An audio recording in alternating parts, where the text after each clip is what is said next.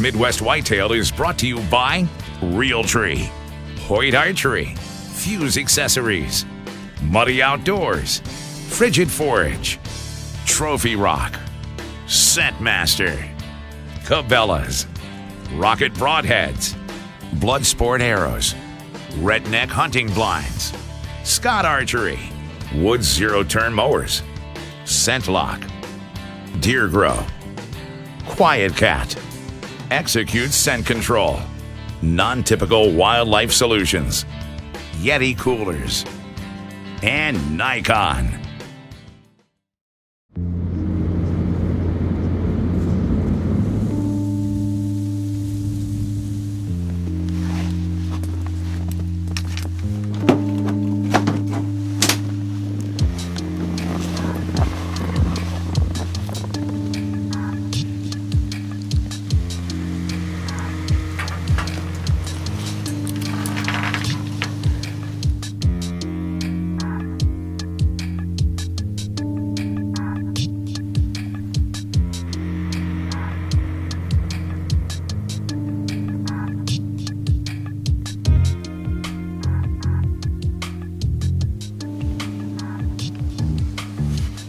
Welcome to Midwest Whitetail.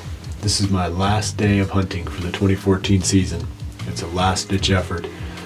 Got a few deer out in front of me now, and I'm hoping that before the evening's over, something mature pops out onto this field and comes by this blind.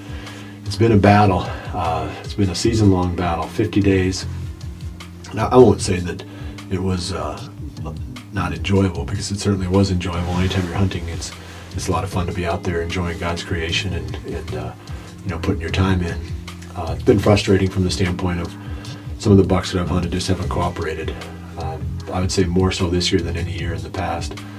The buck, number one buck I was after, was lucky.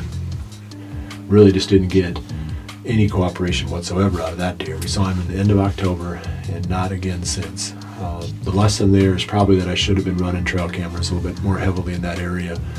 And if he wasn't coming at all on camera, I should have given up on him sooner, because this buck touchdown that we're hunting tonight on this bottom field, he was moving a lot, and he was extremely killable, I think, because we've been down here, I believe, 8 times this season, and he's popped out 5 of those 8 times, I think, on this field. So he was spending a lot of time right around here. You know, you live and you learn. I really wanted to kill Lucky. But anyway, let's get to what this episode is going to focus on. And it's the late season. We've got a great late season hunt for you here. If you remember back, oh boy, it goes back to the early part of the year when Aaron Warbritton was talking about setting up a new hunting area. It was a spot that he and Curt Mick were going to hunt this year. And they finally put it all together during the late season and had a great hunt there. So now we're going to go to Aaron and Curt's hunt, then we'll come back and I'll show you how this evening ends for me, how this season ends for me.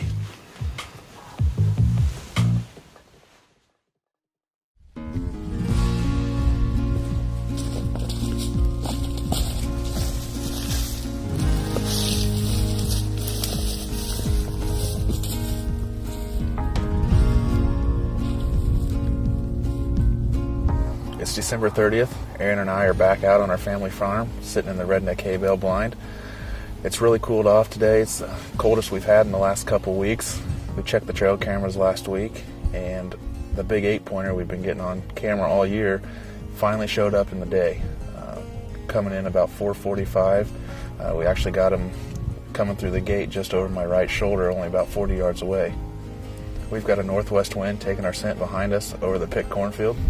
We hunted the same spot about a week ago, had a lot of deer feeding in the beans, so we know they're using it. We finally got a mature buck on trail camera during daylight hours, so let's sit back and hopefully we get a shot at him tonight. Decent buck. Young deer though.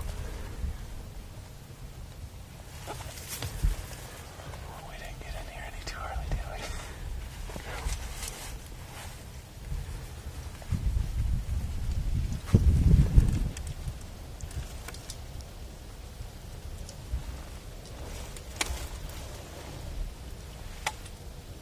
There's another doe back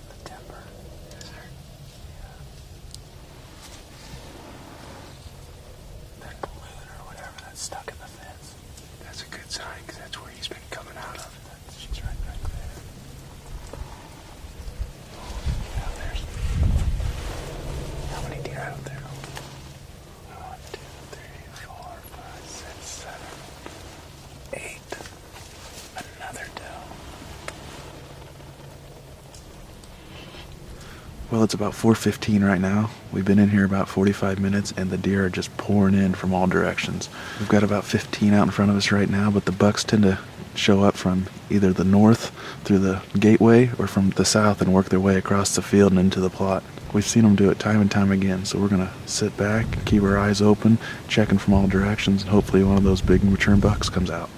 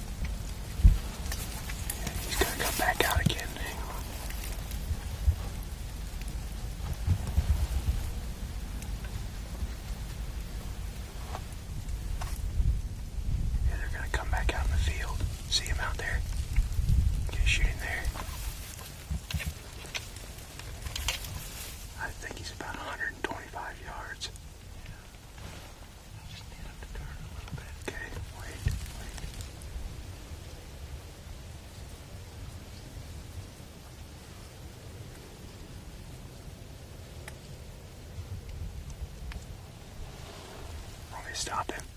No, not there. It's almost. Okay. Want me to stop him? Yeah. Bat. Bat. Okay.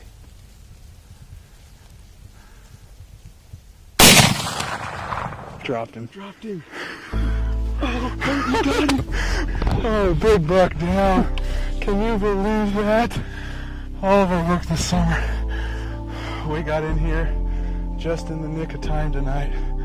Got out of work 45 minutes later than we wanted to. Before we knew it, there were 15 deer in the plot.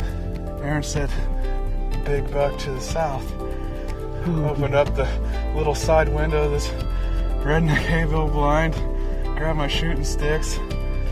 Aaron stopped him, quartering away, pulled the trigger, and he dropped.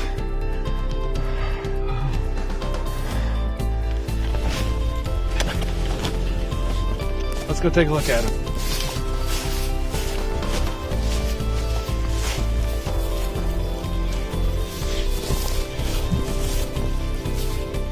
Well, here he is. This is the big 8-point. Congratulations, Kurt. Thank you.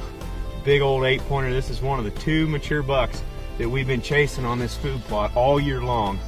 And if you followed us back during the summer, we were planting this area for the first time. This has just been an old cow pasture that Kurt's had on his farm. And this year we decided that we wanted to come in here with our Cabela's WLM equipment, and we put in a food plot in a strategic spot where Kurt actually got pictures of a giant buck last year. So this is not him, but we found this buck while we were looking for that big deer earlier on in the season. And throughout the whole course of the fall, we had tons of trail camera pictures of this buck and then that other giant buck. They just were completely nocturnal and would refuse to move during the day. They were using our food plot, coming out right in front of the redneck blind that you can see behind us, but they just would not move during the day. We hunted in here early muzzleloader season. I even bow hunted in here with the decoy a little bit throughout the rut. Saw a lot of deer. I mean, tons of bucks on this food plot every evening that we hunted it. But neither this guy or the other big deer decided to show up until about a week and a half ago when Curt came in here, checked the trail camera, and this guy was on it coming out of the gate, right into the food plot, right in front of the redneck blind, with plenty of light to spare of an evening. So Curt got a late season muzzleloader tag, and we got in that redneck blind tonight, and we figured it'd be pretty good. On these spots that haven't been hunted before, haven't been managed, if you go in there, you put the time, the effort in, all the work, planting the food plot, putting the blind up. I mean, there's a lot of strategy that went into it. The way that we have the blind set up with this cornfield behind us, we were using that to enter and exit the blind without spooking all the deer, and it really helped us be able to hunt this spot over and over again throughout the course of the fall. And I think that's a really big key. But it was an awesome hunt. I am super happy for you, Curt. This is a great buck. And thanks for watching Midwest Whitetail.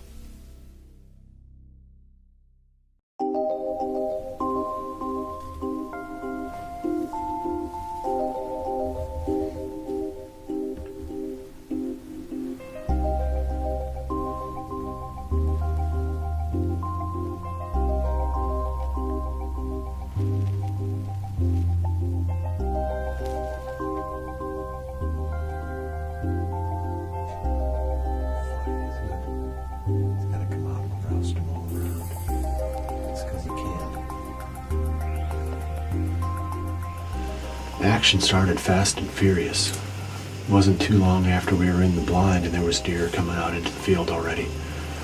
About an hour ago, it seemed like the floodgate opened and they just came pouring into the field.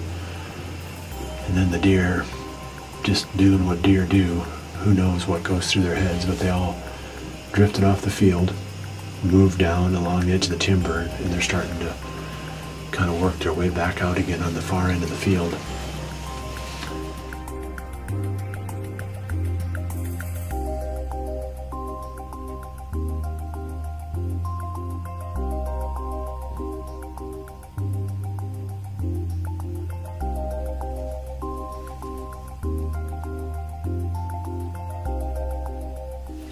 I'm down to the last half hour of my 2014 season.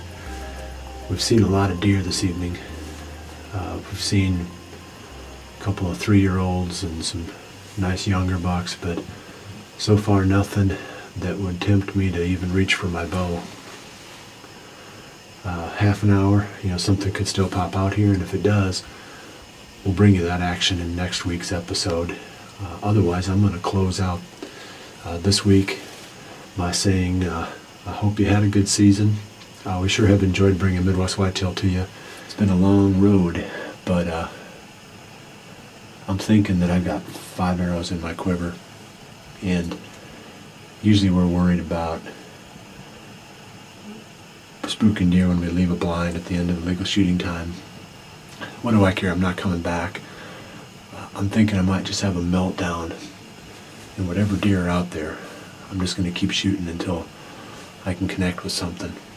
So come back and find the arrows during the shed season. I'm saying goodbye to 2014. Alright, I'm probably not going to do that, but we have seen a lot of deer this evening and nothing within bow range. Well, I shouldn't say that. Nothing that we would shoot. A few deer within bow range. If I wanted to fill the freezer with does, I guess I could have shot a couple of them tonight. So come back again next week. I appreciate you joining me. We'll see you right back here again next week for the next episode of Midwest Whitetail. And remember to always dream big.